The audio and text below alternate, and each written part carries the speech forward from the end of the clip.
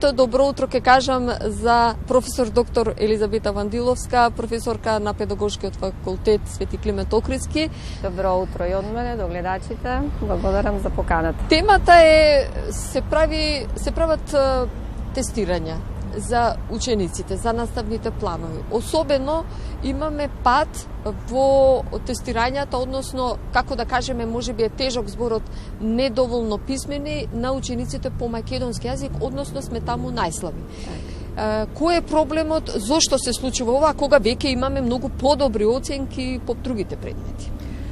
Да, прашањето, особено во врска со тестирањата, значи PISA тестирањата, се провлекува на нас од последниве години, бидејќи резултатите ни се слаби, секогаш сме некаде долу на дното. И не само од тестирањата, мислам дека општо сите ние сме свесни дека младите се помалку го владеат мајчиниот јазик, и во однос на пишувањето, и во однос на зборувањето, на изговорот, во однос на примената на тие знаења по мајчин јазик, што еве се покажува со самото тестирање. Каде се проблемите? Проблемите можеме да ги бараме во повеќе места, да речеме фактори кои што влијат на целиот тој процес, воспитно образовен процес. Можеме да кажеме дека и наставната програма може да биде подобра, секогаш подобра, може да биде сообразена со возраста на учениците, со оној предпоставен капацитет на знаење што мислиме дека тие го посетуваат, мотивираноста на наставниците, нивната посветеност и вложеност кон предметот мајчин јазик, мотивираноста на учениците. За жал, учениците се помалку сакаат да учат на вистински начин, секогаш се бара некој заобиколен начин да добијам висока оценка и во суштина резултатите, оценките на учениците се високи.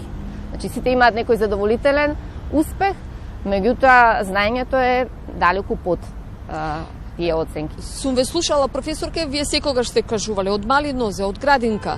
Меѓутоа верувам дека таа интеракција мора да биде родител, воспитувач, наставник, професор, за навистина детето или ученикот да го говори, да се описменува и да го има вистинскиот пат да дојдеме до резултатот. Односно, да го владее македонскиот јазик, да го учи правилно и потоа да го употреби. Точно, од најмала возраст, уште во градинка, кога детето веќе ќе влезе во тој воспитно образовен процес во градинките, веќе тука почнува оној процес на правилно зборување на мајчиниот јазик. Основата е даваат наставниците. Понатаму се продолжува тој процес во првиот циклус во основното образование. Наставникот, оделенскиот наставник, му ја дава основата на детето. Затоа велам, битни се учениците, мотивираноста нивна за учење, меѓутоа битна, клучна е улогата на наставникот.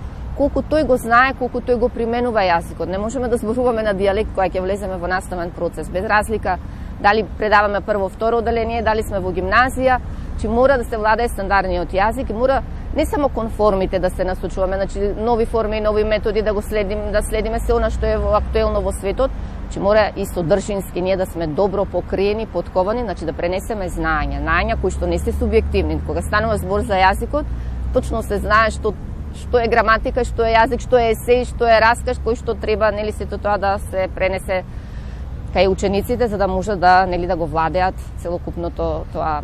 Само уште едно прашање, сметете ли дека после средното образование, дали гимназиско стручно, определени факултети, односно определени факултети го немаат и македонскиот јазик како задолжителен барем првите 2 години? Треба ли тоа да се воведе?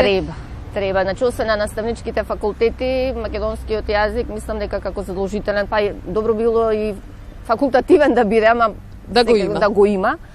Меѓутоа и тенденција не е со новиот предлог закон да биде задолжителен на сите факултети токму заради ова. Значи сите ние треба да го владееме мајчиниот јазик. Тоа е на јазикот на кој што зборуваме, на кој што ни е потребен за официјална комуникација. Не може ни во пошта, ни во банка, ни во каде да отидете да зборувате на дијалекти. Затоа го имаме стандардниот јазик и тоа е она што треба да се негува од најмала возраст и да се практикува постојано. Значи и без разлика дали сме во училиште или имаме потреба од официјално зборување, општење меѓу себе.